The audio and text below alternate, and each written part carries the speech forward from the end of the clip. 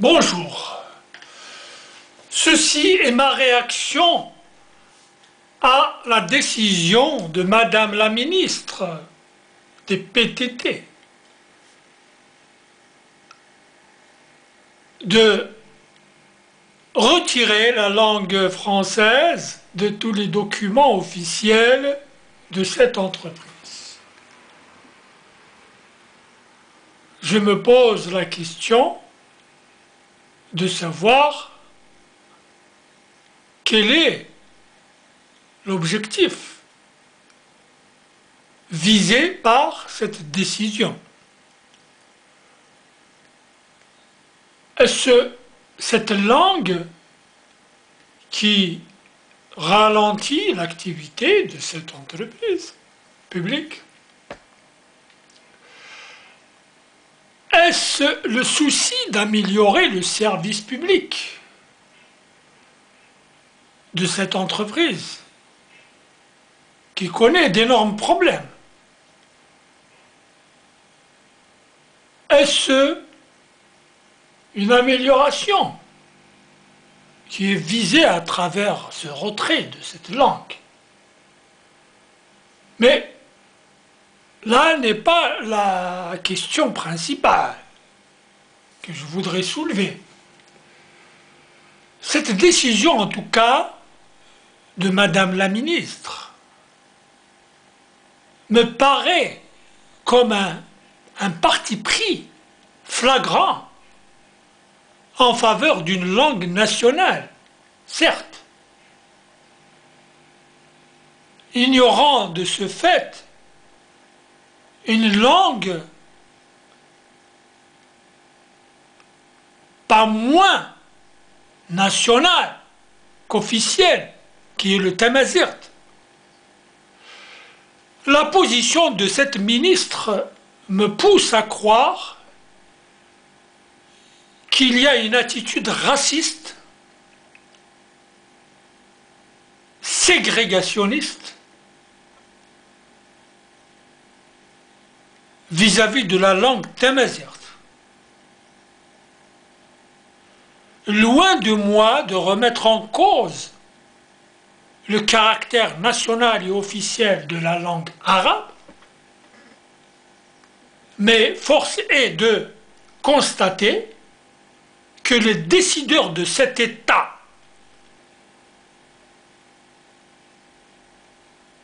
opèrent selon des critères partiaux, des critères injustes, démagogiques, ruineux. Je ne comprends pas les objectifs de cette ministre, du reste, parvenue à ce poste d'une façon pas claire du tout. Cette ministre qui, depuis son installation, a laissé cette entreprise se démener dans des problèmes moyenâgeux. Dixit les chaînes que l'on constate dans ces officines des PTT lors des paiements des retraites et des salaires. Dixit le fonctionnement des appareils distributeurs de billets. Voilà donc les questions qui occupent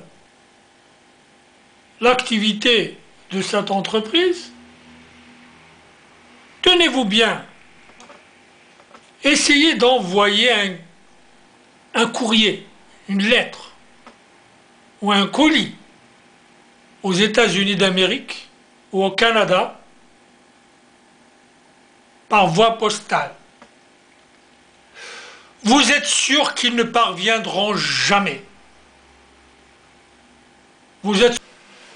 Bien, on nous dit que le Premier ministre entrant, en l'occurrence, Tebboune, a présenté son programme à l'Assemblée nationale. Les critiques qui nous viennent par-ci par-là, aussi bien dans la presse que dans l'Assemblée nationale, nous disent que, en guise de plan de redressement, M. Tebboune, nouveau Premier ministre,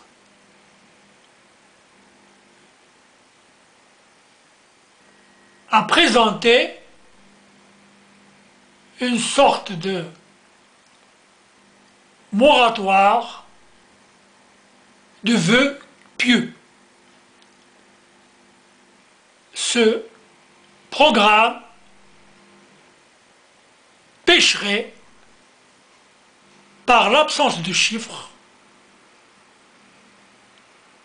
et surtout par l'aveu de ce Premier ministre sur la fiabilité douteuse des statistiques existantes. Or, tout le monde sait qu'un plan de développement est d'abord un ensemble de chiffres, un ensemble de ratios, un ensemble d'agrégats macroéconomiques. Or, si le Premier ministre présente en guise de plan de redressement une énumération littéraire teintée d'idéologie, cela voudrait dire qu'il n'y a pas de plan de développement. En tout état de cause, si plan il doit y avoir, il doit partir, il doit se baser sur des statistiques fiables, sur un diagnostic précis de la situation. Il ne sert à rien d'énumérer des actions à mener si ces actions ne sont pas justifiées par une analyse objective d'une situation à améliorer ou à atteindre une situation. On peut envisager d'atteindre une situation. Améliorer, par exemple, la situation des logements, améliorer la santé, améliorer la circulation, le transport. Mais il y a aussi des objectifs qu'on peut se fixer. Ce sont des aspirations qui doivent être traduites par des chiffres, des budgets, des échéances. Par conséquent, je me pose la question de savoir si le nouveau Premier ministre, qui est du reste un ancien de l'administration algérienne, maîtrise les statistiques officielles du pays. Aussi, il n'y a, à mon sens, aucun diagnostic, aucun état des lieux sur les secteurs névralgiques de l'économie. Par conséquent, aucune projection fiable, digne de ce nom, ne peut être envisagée malgré l'assurance du Premier ministre. Aussi, avons-nous constaté par le passé une tendance qui, du reste, se perpétue, c'est en guise de diagnostic des forces et des faiblesses des secteurs relevant des ministères, on assiste à une sorte d'apologie, à une sorte d'éloge et de projection optimiste de leur secteur d'activité. Bonjour. Nous continuons donc à donner notre point de vue sur certaines questions d'actualité qui concernent notre pays, l'Algérie. Nous devons dire ce qui nous préoccupe en ce moment de crise multidimensionnelle, car il ne s'agit pas seulement d'une crise économique. Tous les secteurs de la société sont concernés, qu'ils soient donc économiques, culturels, religieux, moraux de façon générale. Donc, il ne faut pas continuer à tromper le citoyen en faisant croire que l'Algérie est confrontée à une simple crise économique. Nous devons avertir le nouveau Premier ministre sur l'erreur qu'il ne faut pas commettre et qui consisterait à faire supporter les conséquences d'une mauvaise gestion généralisée, d'une mauvaise gouvernance des premiers ministres qui se sont succédés. Donc, l'erreur, c'est de ne pas faire croire que cette crise pourrait être surmontée simplement en puisant dans le panier de la ménagère. Il serait criminel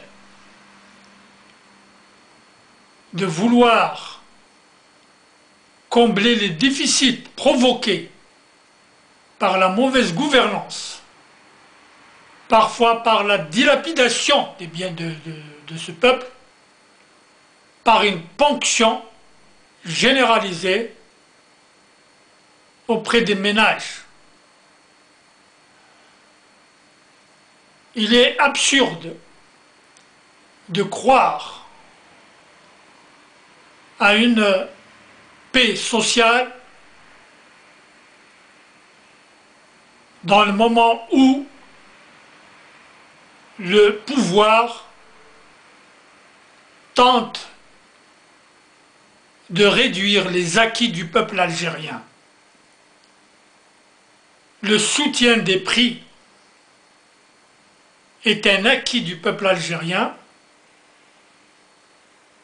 Il serait immoral de puiser dans ses droits, du reste arrachés par des luttes, pour combler les déficits, conséquence d'une mauvaise gestion, d'une mauvaise gouvernance, conséquence de la corruption des hauts cadres, conséquence de l'inconscience des cadres supérieurs de l'État, qui heureusement n'est pas générale. Donc, que le Premier ministre, en l'occurrence M. Tebboune, ne s'ingénie pas à croire ou à vouloir répondre aux besoins de financement de son programme par la réduction du pouvoir d'achat du citoyen. Ce n'est pas de la gestion, c'est tout simplement de la dilapidation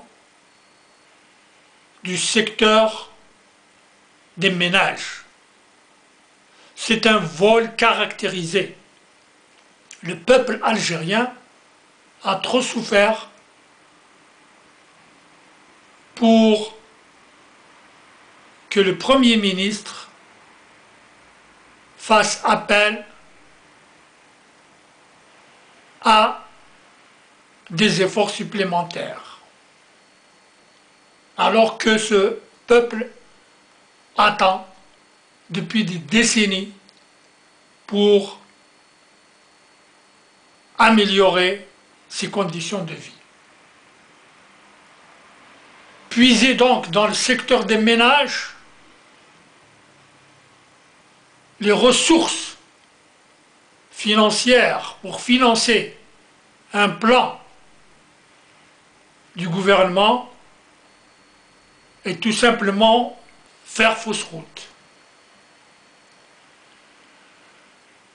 Dès le moment où le pouvoir, le gouvernement, le Premier ministre est incapable de proposer une nouvelle politique économique basée sur